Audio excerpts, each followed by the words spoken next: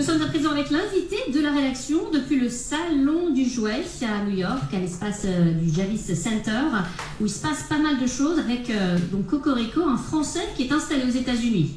Qu'on avait rencontré déjà l'année dernière à l'occasion du lancement de sa société. C'était en 2016, donc. Le fondateur de Joy, Sam Hickman. Merci de nous recevoir sur votre stand là, au Salon du Jouet. Le pitch d'abord de votre société. Vous avez lancé une montre connectée pour enfants. Oui, bonjour, merci de me recevoir et merci de nous rendre visite sur ce salon de New York. Donc oui, Octopus by Joy. Donc c'est une montre connectée entièrement basée sur des icônes qui apprend aux enfants les bonnes habitudes et la notion du temps. C'est quoi les bonnes habitudes ? Alors, pour revenir à la genèse du produit, on s'est rendu compte, j'ai 2 enfants, dont une petite fille en bas âge, on s'aperçoit finalement que les enfants de nos jours, ils sont vraiment surexposés à de nombreuses distractions, les ordinateurs, les tablettes, les jeux vidéo, et ils ont beaucoup d'activités extrascolaires en plus de ça. Et la résultante, c'est quoi? C'est des enfants qui sont de plus en plus multitâches, hyperactifs, plein de vie, certes, mais avec un petit déficit de structuration en fait. Et du côté des parents, nous, c'est à peu près la même chose. On a tout le temps nos téléphones portables, on a du mal à se déconnecter de nos réseaux sociaux, de nos Facebook, de nos emails, de notre travail, même à la maison. Et par conséquent, il est difficile de mettre en place des routines journalières à la maison et d'apprendre donc les bonnes habitudes. Donc on est venu avec ce concept. Et les bonnes habitudes, c'est quoi? Eh bien, ça passe par le brossage des dents, s'habiller tout seul, nourrir le chien, le chat, le poisson rouge, faire des tâches ménagères. Mais l'idée de ce produit, c'est vraiment de responsabiliser l'enfant, qu'il soit fier de lui, qu'il prenne des initiatives, plutôt que ce soit papa ou maman qui va répéter 15 fois la même chose, va t'habiller, va t'habiller. Donc en fait, cet outil va finalement réduire ce qu'on appelle les power struggles, les luttes un peu de pouvoir dans la famille. Pourquoi? Parce que quand une règle elle est établie et que c'est une machine qui le dit, eh ben, on ne proteste pas. Mais, on est bien d'accord, mais l'idée, parce que beaucoup de Français me disent « laissez-les tranquilles, ces enfants, c'est le rôle des parents ». Oui, mais l'idée, c'est qu'après 2 ou 3 semaines d'exposition et de répétition à une même tâche, ça devient une bonne habitude, et donc on enlève le reminder, enfin l'alarme sur la montre. Hein, le but, c'est de ne pas en faire des petits robots, encore une fois. Alors, montrez-nous un petit peu là, les montres qui ressemblent un petit peu aux Apple Watch. J'ai jamais entendu parler. Oh, Sam. Non mais le design, encore une fois, c'est vrai qu'ils l'ont réussi. On ne peut pas le nier. Nous, on a fait plus de 60 dessins qu'on a soumis à des enfants. C'était ce design qui ressortait. Et c'est vrai, on doit l'avouer, il a une connotation un peu Apple-esque. Mais il plaît, c'est l'essentiel. On a bien regardé tous les brevets, on est clean. Bon, donc il y a une petite app pour les parents qui est très simple d'utilisation. Elle est préchargée à ce jour avec déjà 700 icônes, chacun représentant une tâche. Hein, comme je l'ai dit, brossage les dents, penser à boire de l'eau, prendre assez de médicaments si on est malade, enfin 700 icônes. On fait tout son planning là-dessus en tant que parent. Alors bien évidemment, ça peut être le père, la mère, mais aussi on peut donner des accès à la grand-mère de temps en temps ou à la nounou, etc. Une fois que tout est fait là-dessus, on l'envoie sur la montre en Bluetooth. Et la montre, elle est équipée d'une mémoire en fait, une mémoire flash. Donc tout est stocké, elle n'a plus besoin du téléphone pour fonctionner, contrairement à un Apple Watch par exemple.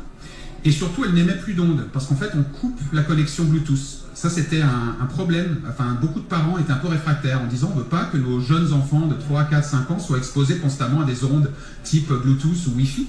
Donc ça, on l'a pris en considération. Donc la montre, elle est autonome.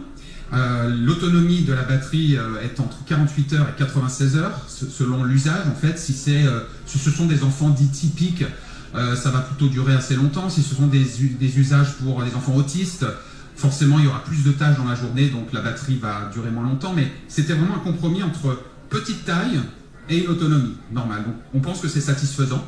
C'est très facile à charger puisqu'en fait on utilise ce qu'on appelle des pogo pins et un système magnétique avec des aimants. Donc il suffit de la poser sur cette petite station de recharge. Donc en fait c'est une station de recharge qui se transforme en veilleuse de nuit, qui est elle-même contrôlée aussi par le téléphone. On peut choisir quand on l'allume et quand on l'éteint. Donc on peut la laisser en veilleuse de nuit pendant 20 minutes le soir. Et puis le lendemain matin, on peut dire elle va s'allumer à 7 heures, de manière à ce que l'enfant puisse, s'il se réveille à 6h30, la veilleuse de nuit n'étant pas allumée, il doit rester dans son lit. Enfin voilà, c'est des petites indications comme ça, on essaye d'améliorer à chaque fois. Parce que ça c'est nouveau là, la veilleuse.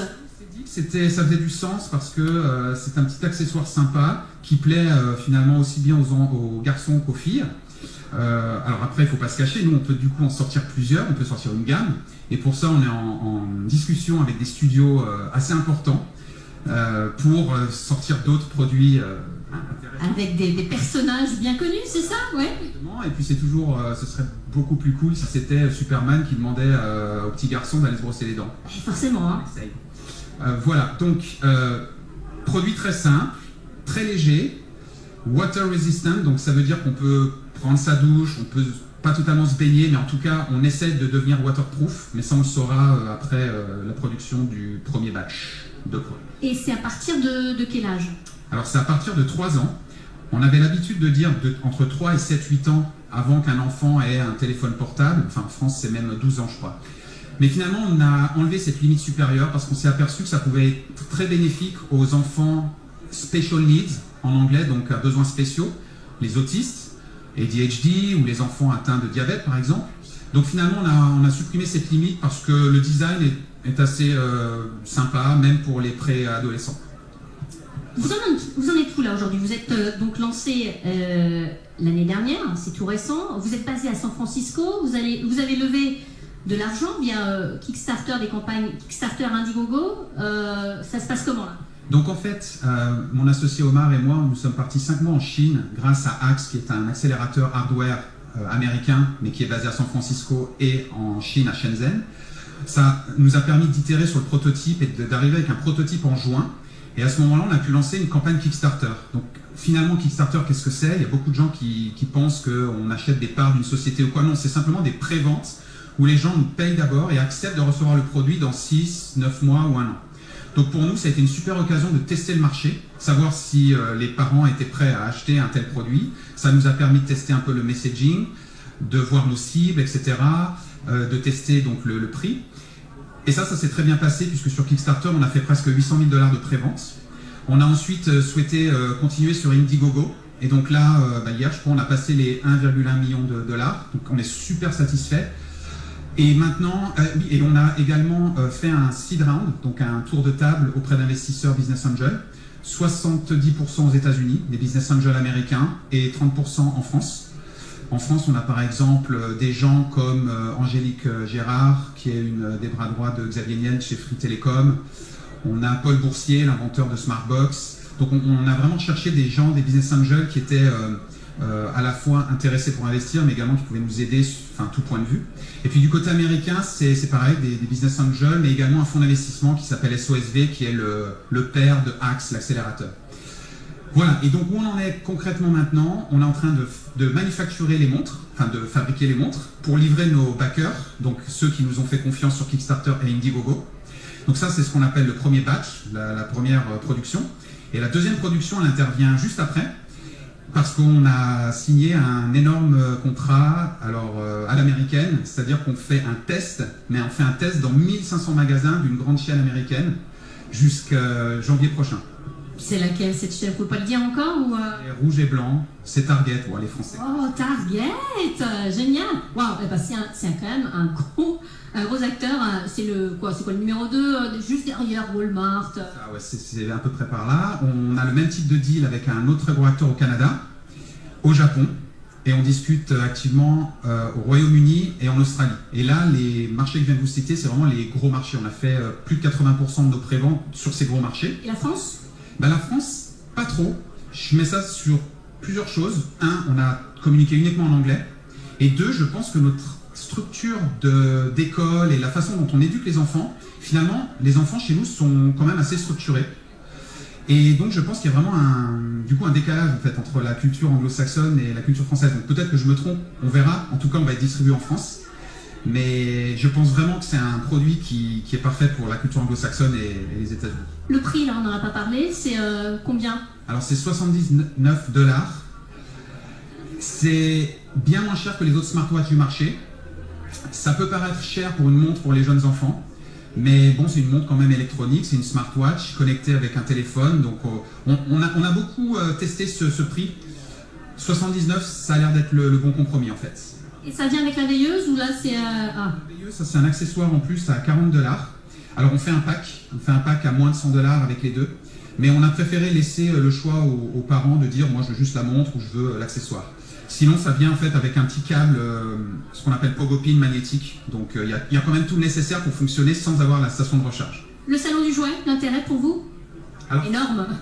Ouais, c'était intéressant, on a fait le CES, ça s'est très très bien placé, à la fois pour avoir des contacts avec des distributeurs ou des investisseurs, pour avoir des journalistes. Et là, le salon du jouet, c'était plus pour un peu tester un nouveau canal de distribution, parce qu'il y a de plus en plus de grandes chaînes de magasins, comme Toys R Us par exemple, qui commencent à mettre un pied dans tout ce qui est jouets connectés. Et donc ça nous intéressait. Ça m'intéressait de voir, et en fait, j'ai pas été déçu, parce qu'effectivement, ils sont tous en train de créer des départements, des rayons en fait de nouvelles technologies pour les enfants. Donc je pense que c'est vraiment intéressant d'être ici pour nous. Merci beaucoup Sam, vous nous tenez au courant là, de votre évolution, en tout cas bravo. Sam Hickman et sa montre Octopus, Sam le fondateur de Joy. Allez, on se retrouve dans quelques instants, restez avec nous sur BFM Business.